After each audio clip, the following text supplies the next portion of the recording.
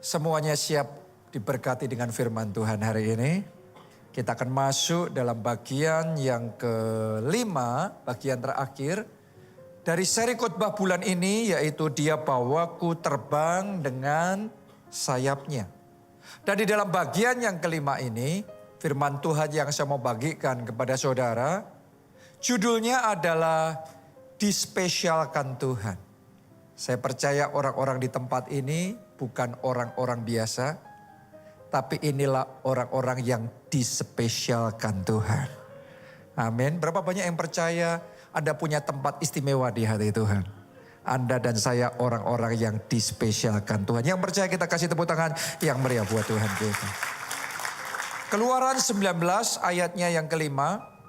Jadi sekarang jika kamu sungguh-sungguh mendengar firman-Ku dan berpegang pada perjanjianku, maka kamu akan menjadi harta kesayanganku sendiri dari antara segala bangsa, sebab akulah yang empunya seluruh bumi.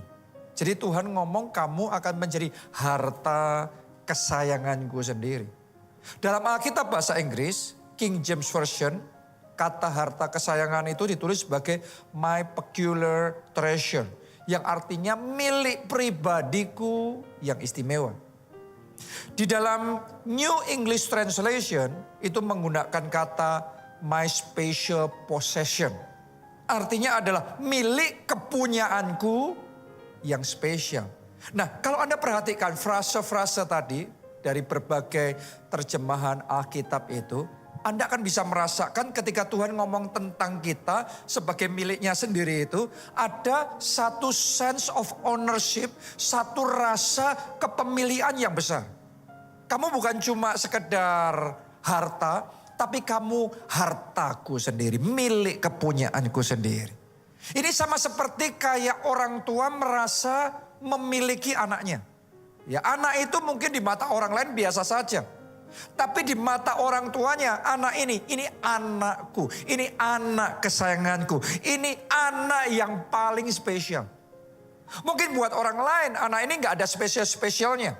Anak ini biasa sama sekali ya, anak-anak ya gitulah, kira-kira satu dari sekian banyak orang, sekian banyak anak. Tapi buat orang tuanya, anak ini yang paling istimewa, ini anakku, ini anak kesayanganku. Tahukah saudara, seperti itu juga Tuhan memandang kita semuanya, bahwa saudara dan saya adalah anak-anak kesayangannya Tuhan. Oke, mungkin di mata orang lain kita biasa-biasa saja. Mungkin di mata teman kita bahkan kita dianggap gak ada apa-apanya. Mungkin di mata saudara sendiri Anda merasa mungkin hopeless dengan dirimu sendiri. Bahkan mungkin ada orang tua yang menganggap anaknya sudah kayak gak ada harapan, hopeless. Tapi gak peduli seperti apa kita di mata orang lain. Satu hal yang harus kita pahami, kita di mata Tuhan adalah anak kesayangannya, kita adalah biji matanya, kita punya tempat istimewa di hatinya Tuhan. Amin. Nah, ini yang dialami oleh bangsa Israel pada waktu itu. Pada zaman itu mereka sedang di bawah perbudakan Mesir. Buat orang Mesir, bangsa Israel ini pada zaman itu ya, kaum rendahan. Bahkan mereka budak. Mereka bisa diinjak-injak, bisa diperlakukan dengan sewenang-wenang. Dan bahkan mereka bisa dieksploitasi. Ini hanya alat untuk mencapai tujuan, untuk disuruh ngelakuin pekerjaan kasar. Jadi buat orang Mesir, mungkin orang Israel pada zaman itu nilainya gak ada artinya. Tapi di mata Tuhan, orang Israel adalah bangsa yang kudus. Umat pilihan Allah. Dan ada rencana Tuhan yang besar di dalam kehidupan mereka. Saya mau ngomong sama saudara, kalau ada di antara saudara yang merasa dalam hidupmu kayak dianggap gak ada apa-apanya. Dianggap sebelah mata, dipandang rendah, dianggap gak berarti, nothing, nobody. Dengarkan baik-baik, jangan tawar hati dalam hidup saudara, karena di mata Tuhan Anda adalah biji matanya, Anda adalah kesayangannya, dan Tuhan punya rencana yang indah, rencana yang besar di dalam kehidupan saudara. Amin. Haleluya. Hanya gini, kadang-kadang buat orang Israel pada waktu itu, dengar perkataan-perkataan kayak tadi bahwa kita milik kesayangan Tuhan, kita anak kesayangan Tuhan, kita dispesialkan Tuhan.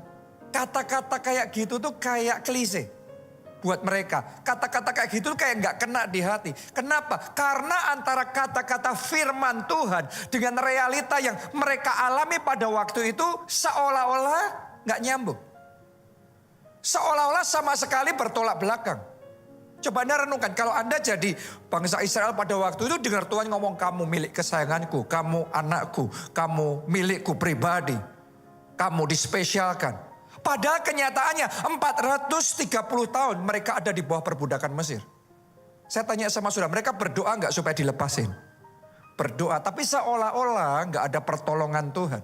Mereka cuma dengar kisah-kisah pertolongan Tuhan. Mereka dengar bahwa orang lain ditolong oleh Tuhan. Tetapi kenapa kok buat mereka tidak ada pertolongan? Buat mereka tidak ada mujizat. Mereka dianiaya, mereka dirampas hak-haknya, kesempatannya diambil, mereka diperlakukan dengan kasar, mereka diinjak-injak. Tapi seolah-olah sekian tahun hopeless, tidak ada artinya. Jadi di hati mereka kalau dengar khotbah kayak gini nih, mungkin akan menjerit hatinya dan berkata, mana spesialnya?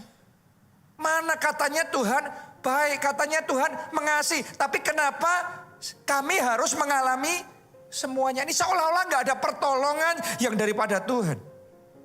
Jangan-jangan di antara saudara ada juga yang saat ini merasakan perasaan yang sama seperti bangsa Israel pada waktu itu. Ya Anda dengar Tuhan-Tuhan yang baik. Anda tanya, kalau Tuhan yang baik kenapa hidupku buruk semuanya? Kenapa yang terjadi dalam hidupku semuanya serba salah? Sial terus, jelek terus di dalam kehidupanku.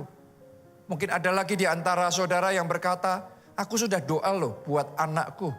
Aku doa buat pasanganku yang sakit supaya disembuhkan. Aku percaya, aku puasa, aku perkataan profetik dan seterusnya.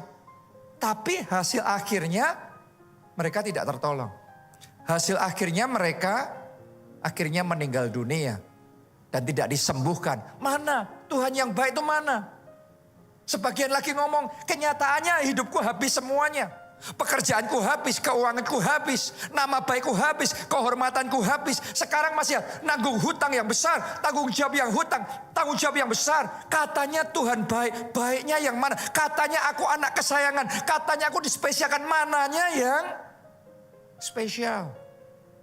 Saya nggak tahu ya satu persatu apa yang saudara alami, tapi yang pasti ada situasi-situasi yang kadang-kadang ketika kita ada di dalam momen kayak gitu, susah untuk kita bisa mengaminkan bahwa kita itu adalah milik kesayangannya Tuhan. Bahwa kita itu spesial di hatinya Tuhan. Mungkin Anda datang di ibadah saat ini, dengar khotbah seperti ini, orang lain ngomong amin, amin. Tapi di hati saudara kayaknya gimana? Kayaknya gak cocok. Hari ini saya mau ngomong sama saudara yang ada dalam keadaan seperti itu. Sekalipun buruk semua rasanya yang terjadi dalam hidup saudara, sadarilah Tuhan tidak pernah lepas tangan. Tuhan tidak pernah membuang saudara. Mungkin kita yang gak menyadarinya sepenuhnya. Tapi saya yakinkan saudara, Tuhan tetap bekerja dalam hidup kita. Dan Dia mau pastikan setiap rencananya bisa tergenapi dengan sempurna di dalam kehidupan kita. Amin. Mungkin Anda tanya sama saya, kok bisa? Kok bisa? Coba Anda renungkan gini. Buat bangsa Israel ya, yang dalam keadaan seperti tadi itu, 430 tahun mereka di bawah perbudakan Mesir. Dan rasanya semuanya buruk dalam hidup mereka. Mereka ditekan-tekan, mereka dianiaya, bahkan sama Firaun. Firaun gak mau mereka bertambah nih. Jadi ditekan, bahkan dikeluarin perintah supaya semua bayi yang laki-laki yang lahir dari keluarga Israel semuanya dibunuh. Tujuannya apa? Supaya bangsanya nggak bisa berkembang. Oke, tapi yang luar biasa Alkitab mencatat gini, semakin ditekan bangsa Israel semakin bertambah banyak, bahkan dengan dahsyat berlipat ganda. Coba saudara renungkan, artinya gini, mereka ini bangsa Israel nih di saat yang sama mengalami aniaya, di bawah perbudakan, menghadapi kesulitan yang sangat besar. Ada tragedi yang mengerikan terjadi.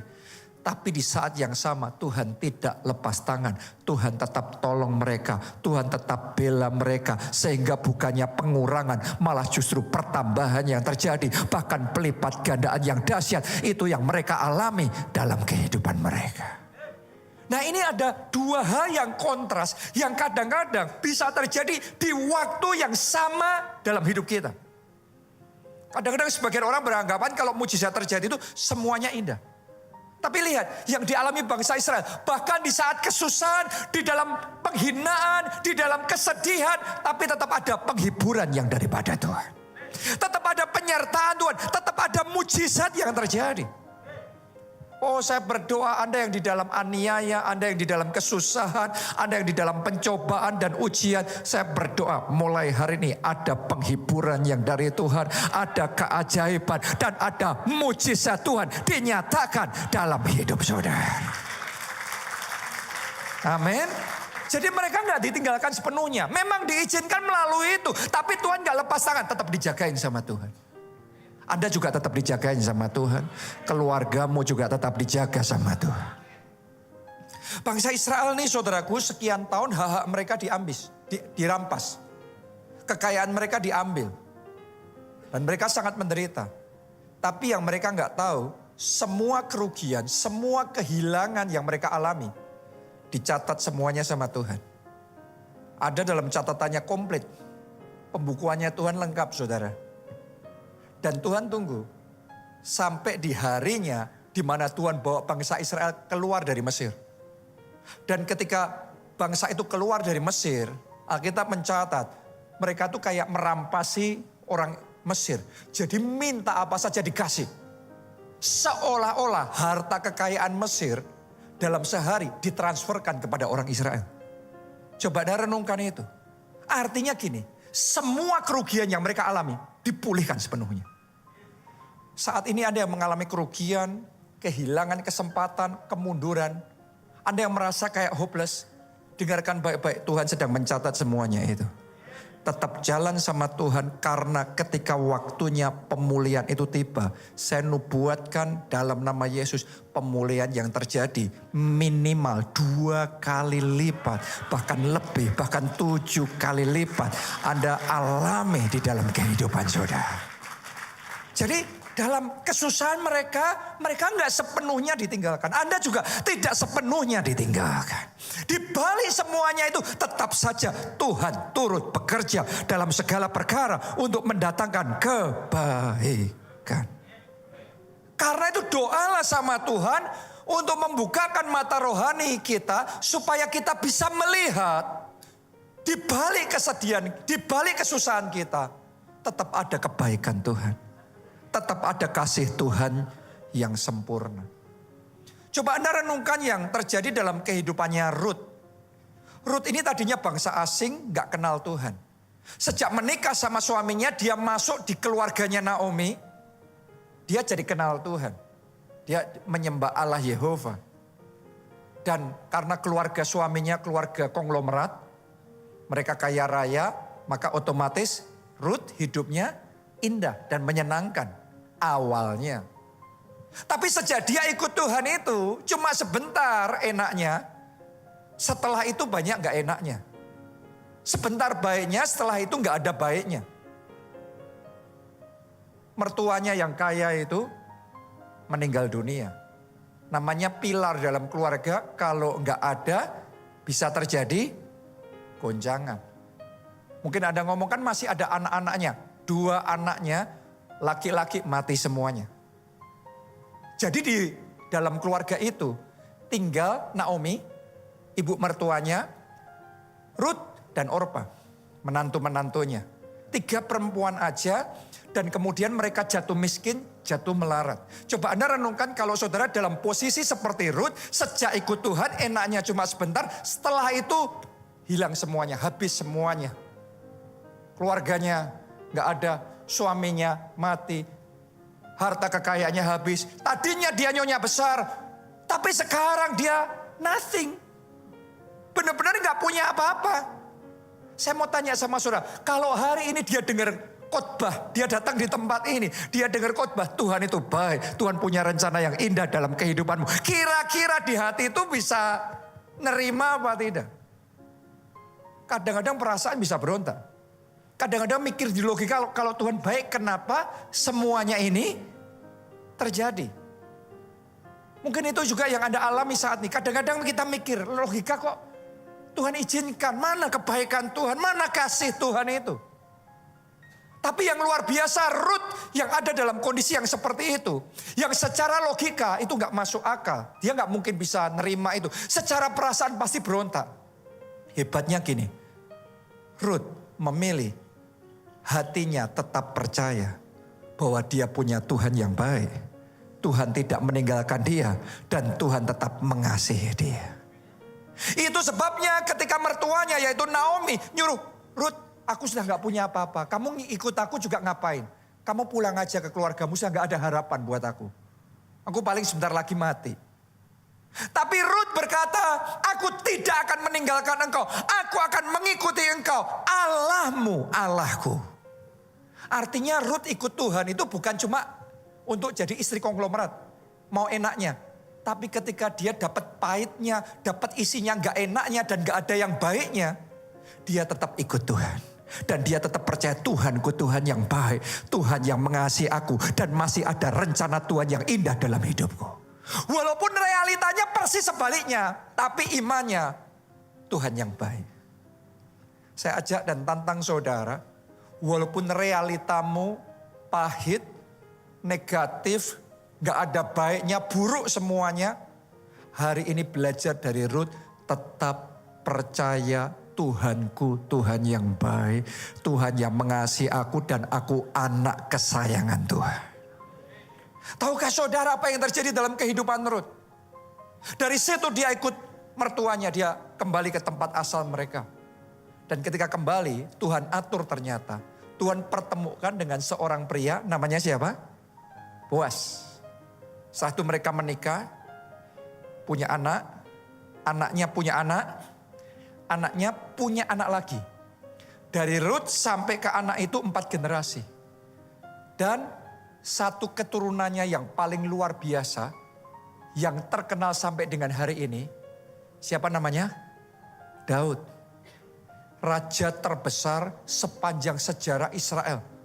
Melalui kehidupannya, kebaikan Tuhan dinyatakan, kemuliaan Tuhan dinyatakan. Itu di generasi keempat. Coba Anda renungkan. Kalau seandainya Rut hidupnya nyaman, enak, suaminya nggak meninggal, dia tetap jadi nyonya besar, kira-kira bakal ketemu Boas apa tidak? Kalau nggak sama Boas, kira-kira Daud lahir apa tidak? Mungkin Rutnya enak, nyaman, enak, tapi nggak ada kemuliaan Tuhan yang dinyatakan.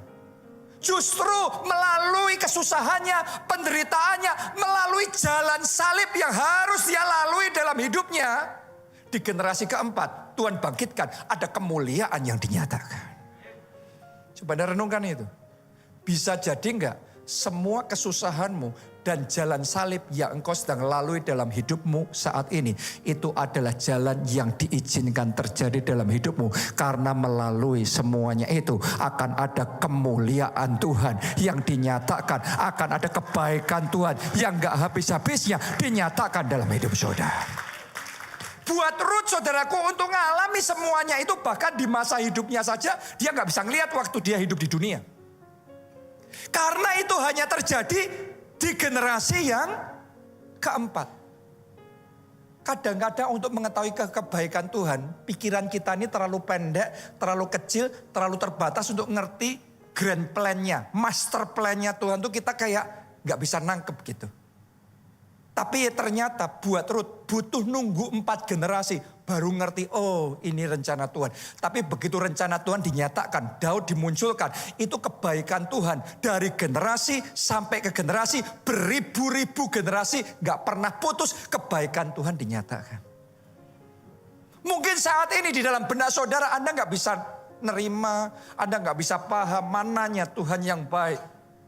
Apanya saya diistimewakan, katanya saya anak kesayangannya Tuhan, katanya rencana Tuhan indah dan besar dalam hidupku. Mananya? Mungkin Anda gak bisa ngerti.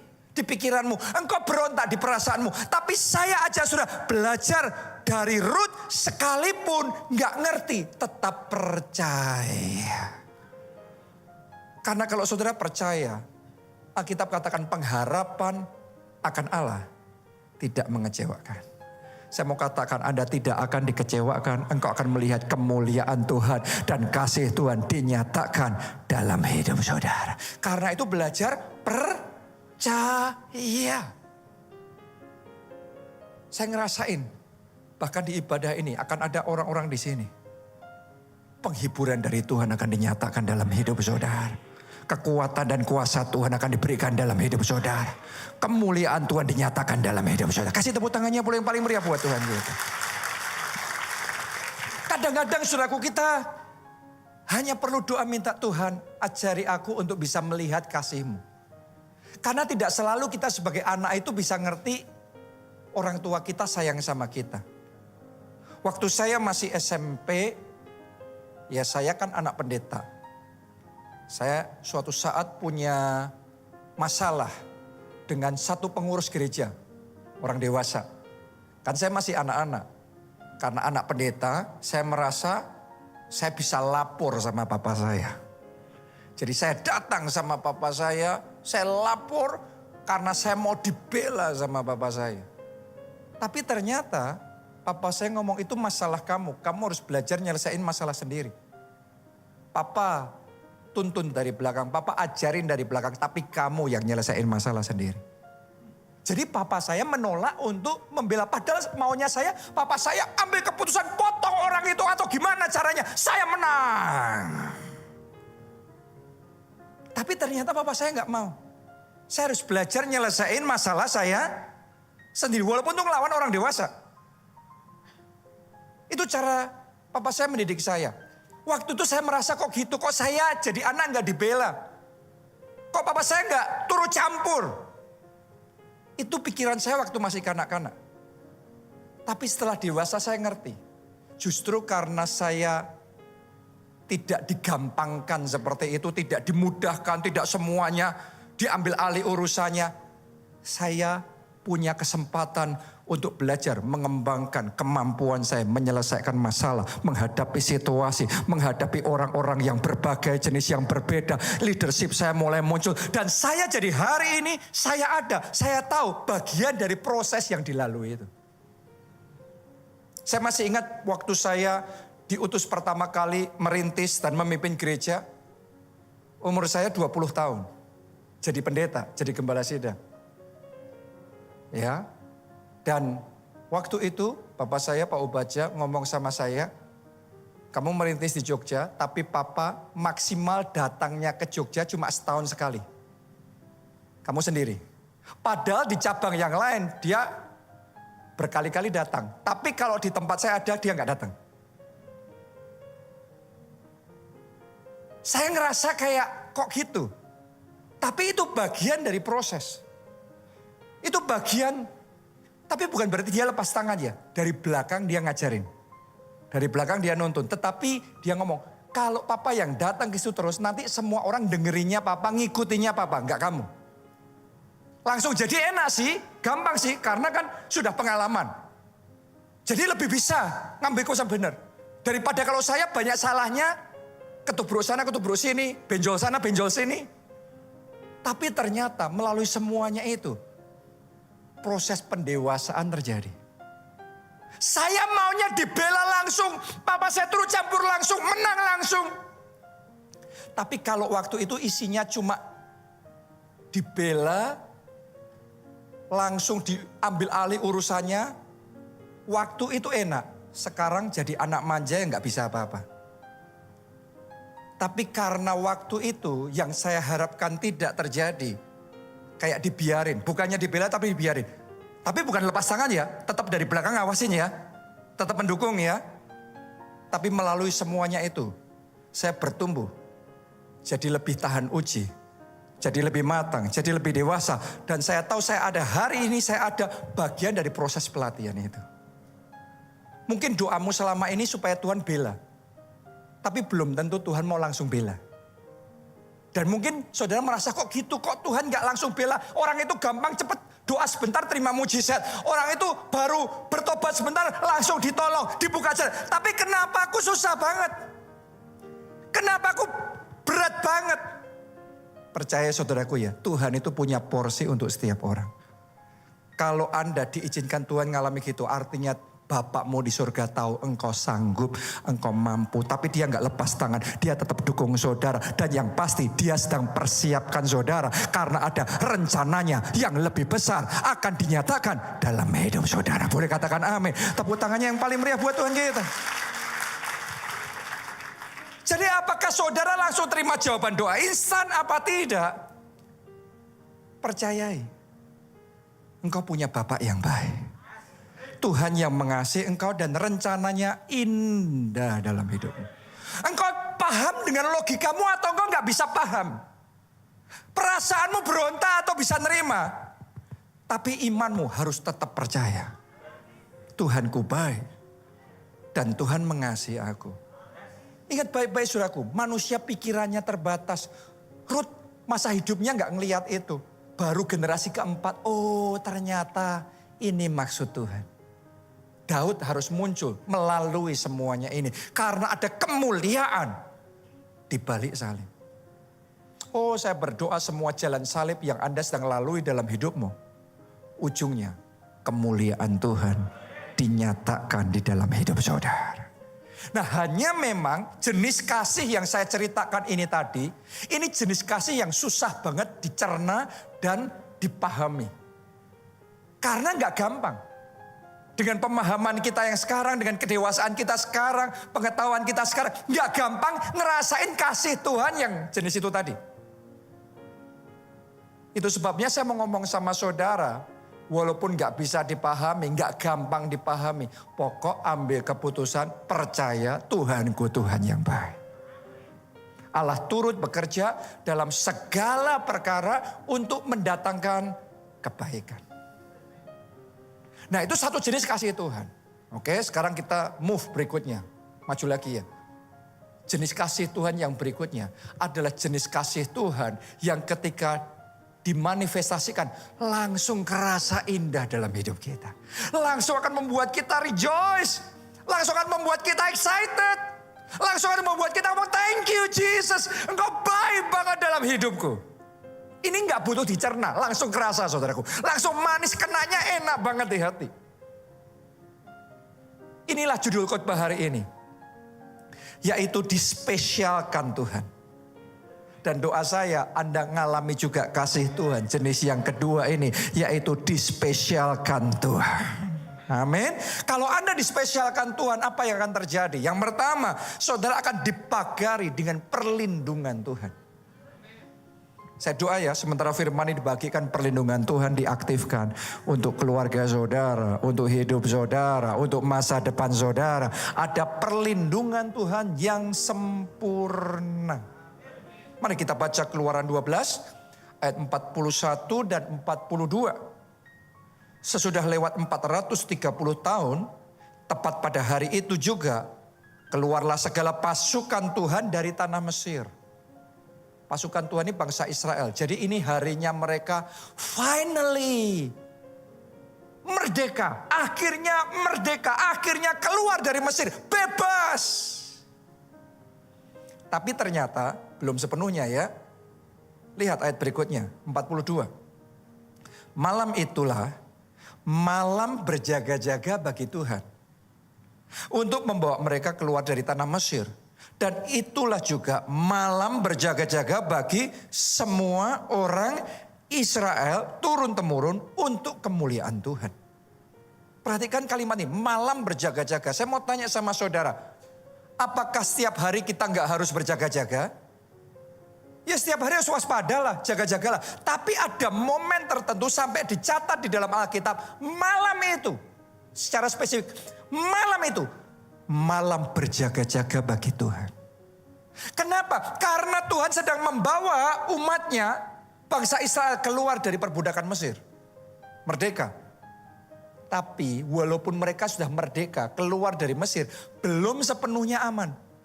Firaun Gak begitu saja bisa nerima kehilangan tenaga kerjanya. Anda bayangin yang ngerjain ladang mereka selama ini siapa? Kebun mereka siapa? Peternakan mereka siapa? Yang membangun kota-kota, gedung-gedung mereka yang besar-besar siapa? Ini kalau jutaan tenaga kerja langsung pergi, ekonominya bisa hancur nih.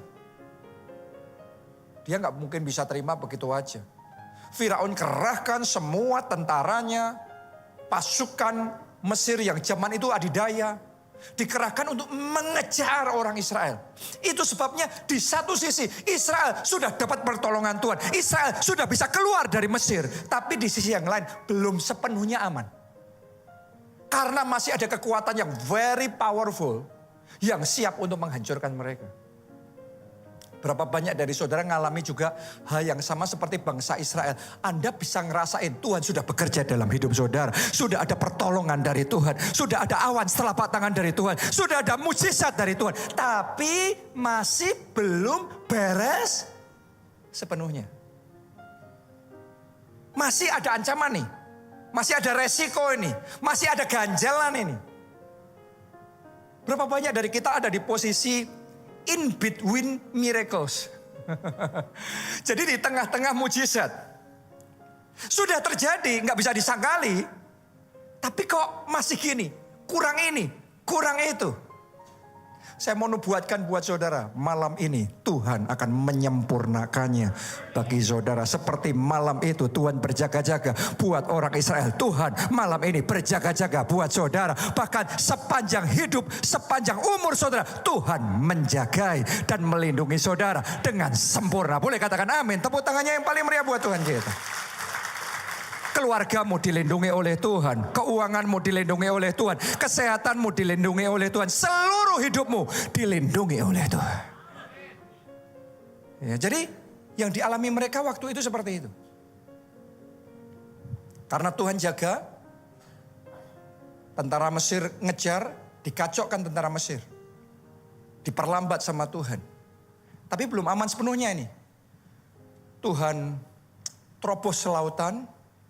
Bangsa Israel bisa lewat, berjalan di atas lautan, di atas tanah kering, sampai selamat. Tentara Mesir yang mau mengejar mereka, akhirnya binasa di tengah laut. Karena Tuhan yang menjaga mereka. Saya mau nubuatkan di antara saudara, kalau ada yang keluarganya tidak aman, yang pernikahannya tidak di posisi aman, ada ancaman, ada bahaya, yang pekerjaannya, keuangannya tidak di posisi aman, asetnya tidak di posisi aman, ada ancaman-ancaman itu. Tangkap rema firman Tuhan hari ini. Anda dispesialkan oleh Tuhan dan mulai hari ini Tuhan akan menjagai dan melindungi saudara sehingga semua ancaman, semua panah berapi si jahat, semua hal yang mau berusaha menghancurkan hidup saudara digagalkan, dihancurkan. Kita aman dalam lindungan Tuhan. Pernikahan kita aman dalam lindungan Tuhan. Keluarga kita aman dalam lindungan Tuhan. Pekerjaan, keuangan kita aman dalam lindungan Tuhan. Alami itu secara pribadi dalam hidup saudara. Kemarin minggu saya cerita di ibadah ini, kesaksian tentang gereja kita di Solo yang diamankan sama Tuhan. Tapi hari ini saya mau cerita sama saudara, gereja kita yang di Jogja kemarin Jumat baru saja dapat mujizat baru. Gereja kita di Jogja sudah hampir 25 tahun. Selama 25 tahun kita merasakan penyertaan Tuhan, kita merasakan berkat Tuhan, kita merasakan tuntunan Tuhan. Gereja itu bertumbuh. Jadi salah satu atau mungkin yang terbesar di Jogja sekarang ini. Akan tetapi selama 25 tahun kita berjuang untuk punya tempat sendiri, punya gedung sendiri, yang punya izin resmi gereja sendiri. 25 tahun belum berhasil, saudara. Padahal kalau saudara dengar saya khotbah, sekian tahun Anda ada di tempat ini dengar saya khotbah, selalu saya akan ngomong bagi Tuhan tidak ada yang mustahil.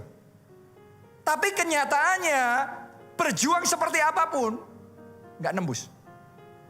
Tetap saja keblok semuanya. Gak bisa. Berdoa sudah belum? Jangankan berdoa, berpuasa itu sudah berulang-ulang 40 hari. Tapi enggak nembus juga. Ya, jadi kadang-kadang di saat yang sama kita ngalami mujizat. Ini mujizat itu ada area tertentu juga diizinkan kita berjuang, bergumul. Tapi yang luar biasa saudaraku, ini saya kesaksian sama saudara ya. Jumat kemarin kita diundang untuk ketemu dengan bupatinya. Dan ketika kita ketemu, saya, Pastor Nita datang di situ, ya langsung sama bupatinya diserahkan PBG. PBG itu mungkin Anda lebih familiar istilahnya yang sebelumnya, IMB, resmi rumah ibadah gereja permanen. Setelah hampir 25 tahun berjuang, berusaha, berdoa, semuanya akhirnya kemarin Jumat tembus. Saya kemarin tuh jadwalnya tuh padat sekali sehingga saya tuh capek sekali. Tapi waktu capek kemarin Sabtu saya nyetir sendiri dari Solo ke Jakarta. Capek sih secara badan saudaraku. Tapi capek hatinya, capek badannya, hatinya rejoice. Hatinya penuh dengan sukacita karena pulang ke Jakarta dengan kemenangan. Buat sebagian orang yang mungkin saudara cuma dengar kayak gini kurang bisa menghayati. Tapi buat saya yang berjuang di lapangan, saya yang ngerasain diancam kiri, diancam kanan. Ada ancaman-ancaman, ada intimidasi-intimidasi, ada intrik-intrik yang mau menjegal, yang mau menghentikan. Kita baru ibadah di tempat itu yang baru dibuka, baru 2-3 kali dibuka, harus ditutup.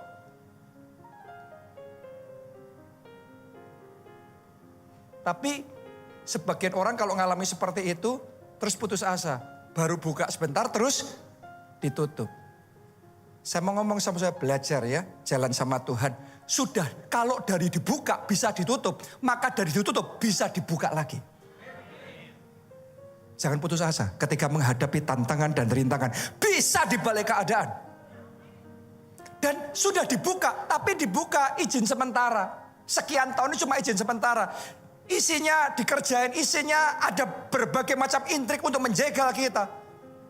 Tapi kita fight dan fight dan fight. Sampai akhirnya kemarin Jumat itu tembus juga. Ada kemenangan terjadi. Dan Tuhan berikan buat gereja kita. Kita kasih tepuk tangannya yang paling meriah buat Tuhan kita. Coba Anda renungkan, hampir 25 tahun. Tapi kalau saya khotbah sama saudara, saya bicara tentang mujizat. Saya selalu akan ngomong, mujizat terjadinya kapan? Sekarang. Jadi setiap pagi saya bangun, saya selalu akan ngomong, this is the day that the Lord has made. Hari ini harinya Tuhan. Ini hari kemenangan. Ini hari mujizat. Ini hari terobosan. Itu imannya saya. Imannya saya. Dan ngimanin kayak gitu hampir 25 tahun. Kenapa saya ngelakuin itu? Karena diajarin Tuhan Yesus. Tuhan Yesus mengajarkan kepada murid-muridnya, apa saja yang kamu minta dan doakan. Saya tanya sama saudara, kalau saudara meminta, mendoakan sesuatu berarti secara jasmani sudah terima belum? Belum. Kesembuhannya belum diterima, izinnya belum diterima, berkatnya belum diterima secara jasmani. Tuhan ngomong gini, apa saja yang kamu minta dan doakan, berarti yang belum diterima secara jasmani. Kalimat berikutnya, percayalah bahwa kamu sudah menerimanya. Percaya itu secara jasmani sudah diterima atau percaya itu dalam hati? Dalam hati, percayalah. Apa yang secara jasmani kamu belum terima, di hati dulu percaya kamu sudah menerima. Itu hidup dengan iman. Anda percaya nggak kemenanganmu sudah terjadi? Anda percaya nggak sudah ada masa depan yang gilang gemilang yang Tuhan berikan di dalam kehidupan saudara? Anda percaya nggak kesembuhanmu sudah terjadi? Anda percaya nggak pintu-pintu sudah terbuka dalam hidup saudara? Percayalah kamu sudah menerimanya. Makanya itu saya katakan mujizatku sekarang. Mujizatku bukan besok, tapi sekarang. Kenapa? Karena aku percaya sudah terjadi. Secara jasmani belum terjadi. Tetapi di dalam hati oleh iman sudah aku terima. Yesus ngomong, apa saja yang kamu minta dan doakan, percayalah kamu sudah menerimanya. Maka kalau Anda lakukan itu, secara jasmani belum ada, tapi secara hati engkau percaya. Yesus ngomong, maka kamu akan menerimanya. Banyak orang kalau belum melihat secara jasmani, hatinya belum bisa percaya. Makanya gak ngelihat apa-apa. Anda harus bisa berjalan dengan iman. Walaupun secara jasmani belum melihat apa-apa, tapi secara hati sudah percaya terlebih dahulu. Yesus ngomong, maka kamu akan menerimanya. Oh, akan ada orang-orang di tempat ini yang visinya yang besar, yang kayaknya gak masuk akal. Engkau akan menerimanya, engkau akan mengalaminya, kemenangan terjadi. Terima itu dalam nama Tuhan Yesus. Terima itu terjadi bagi saudara dalam nama Tuhan Yesus. Amin. Ini adalah cara berjalan dengan iman. Kapan mujizatmu? Sekarang. Meskipun dalam konteks gereja kita di Jogja baru terjadi setelah hampir 25 tahun. Tapi tetap saya percayanya sekarang. Tiap hari percayanya sekarang. Meskipun dalam kasusnya Ruth baru ngeliat itu di generasi keempat. Tapi itu tidak menghapus satu fakta. Kita punya Tuhan yang baik. Kita punya Tuhan yang sayang sama kita. Dan rencananya tetap indah dalam hidup kita. Walaupun yang kita alami buruk semuanya. Itu tidak membuat fakta berubah. Bahwa kita punya Tuhan yang baik dalam hidup kita. Amin. Jadi Tuhan itu bekerja tuh waktunya kapan, terjadinya kapan. Itu haknya Tuhan. Tapi imanku sekarang. Untuk kasus gereja kita di Jakarta. Kita dikasih tempat kayak gini. Kita dikasih tempat di Piksana Haleluya Center. Itu nggak perlu mendoakan dan mengimani. Sebelum mendoakan, sebelum mengimani sudah dikasih. Itu sama sekali kita tidak memperjuangkan izin. Tahu jadi gitu aja, selesai. Coba saudara renungkan. Imannya sama, tapi jadi waktunya yang nentuin Tuhan. Bagian kita percaya. Oh, mulai hari ini imanmu dibangkitkan. Imanmu dibangkitkan. Imanmu dibangkitkan. Maka kamu akan melihatnya. Maka akan terjadi. Kamu akan menerimanya. Terima itu dalam nama Tuhan. Terima kesembuhanmu dalam nama Tuhan. Terima mujizatmu dalam nama Tuhan Yesus. Amin. Dan kalau hari ini Anda mendengarkan firman Tuhan. Dan Tuhan ngomong engkau milik kesayangannya. Engkau kepunyaannya pribadi. Engkau anak kesayangannya. Engkau spesial di matanya. Berani percaya enggak? Khususnya buat saudara yang merasa enggak disayang Tuhan. Engkau merasa engkau kecewa sama Tuhan. Engkau merasa dianaktirikan sama Tuhan. Jadi itu jasmaninya rasanya engkau gitu. Tapi saya tantang saudara berani percaya terlebih dahulu. Engkau kesayangannya Tuhan. Engkau milik pribadinya Tuhan. Tuhan mengasihi saudara. Tuhan menspesialkan hidup saudara. Kalau engkau percaya itu. Mulai sejak sekarang babak baru sudah dimulai dalam hidup saudara. Dan apa yang engkau percayanya hanya tinggal tunggu waktu. Apa yang kita percaya dalam hati dimanifestasikan secara jasmani. Dan akan menjadi kesaksian saudara. Yang namanya kebaikan dan kemurahan Tuhan. Rasa diistimewakan, dispesialkan, dianak emaskan Tuhan. Mulai detik ini. Dimulai terjadilah itu dalam hidup saudara. Anda akan melihat kemudahan demi kemudahan. Anda akan melihat kemenangan demi kemenangan. Terus menerus kemurahan Tuhan. Melimpah di dalam hidup saudara. Amin. Jadi saudara bisa melihat ya. Di gereja kita dari tahun ke tahun, dari bulan ke bulan. Selalu ada lagi kebaikan Tuhan. Ada lagi kemurahan Tuhan. Kenapa? Karena itu adalah iman yang sudah kita hidupi sekian lama. Dan terus menerus kita menikmati buah manisnya. Hidup dalam iman bersama dengan Tuhan. Salah satunya minggu depan. Gereja kita tanggal 7 Juli akan kedatangan tamu dari Oral Roberts University. Saya sudah sampaikan sama saudara ya, minggu lalu 9 orang dari top leadersnya akan datang di Haleluya Center Peak jam 10 ibadah minggu untuk melakukan penandatanganan antara mereka sama kita, MOU kerjasama untuk launching Oral Roberts University Indonesia. Satu lagi favor Tuhan, satu lagi anugerah yang Tuhan nyatakan. Dan sejak kemarin saya sampaikan itu sudah ada pelayan Tuhan, KKS, para pengusaha yang tanya nanti majornya apa saja. Terus kemudian bisa nggak? Gimana? Caranya kapan? Nanti untuk informasi selengkapnya tunggu tanggal mainnya saudaraku. Tapi yang pasti itu akan open buat semuanya ya. Anda punya gelar S1 pun bukan teologi, nanti Anda bisa ambil S2 teologi. Dan lulus gelarnya Master Teologi dari Oral Roberts University. Ini akan jadi sesuatu yang luar biasa karena boleh dikatakan ORU Amerika itu adalah sekolah Alkitab yang paling banyak mencetak pendeta-pendeta gereja terbesarnya Amerika. Dan nanti akan ada ORU Indonesia. Saya percaya Tuhan ini yang punya rencana lebih besar lagi untuk Indonesia. Tuhan akan bawa Indonesia masuk dalam gelombang kegeraan yang lebih besar, lebih dahsyat. Indonesia penuh kemuliaan Tuhan. Anda percaya? Mari bangkit berdiri bersama-sama. Jadikan Yesus sebagai Rajamu, Tuhanmu, Juru Selamatmu. Maka engkau akan menerima pengampunan dosa. Itu yang pertama. Dan itu sangat penting. Kenapa? Karena dosa itu yang seringkali menghalangi kita sama Tuhan. Selama ada dosa itu, penghalang itu terus ada. Tapi ketika Anda terima Yesus, maka dosamu dihapuskan. Sehingga Allah di pihak saudara. Kalau Allah di pihak saudara, siapa lawan saudara? Karena itu penting sekali Anda terima pengampunan dosa. Dan kalau Anda terima Yesus sebagai Tuhan dan Juru Selamat, yang kedua, Anda akan terima jaminan keselamatan hidup yang kekal.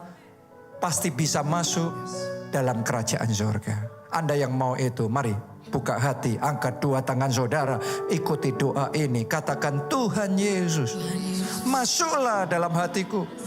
Jadilah Tuhan dan Juru Selamatku. Ampuni dosa-dosaku. Selamatkan aku ya Tuhan.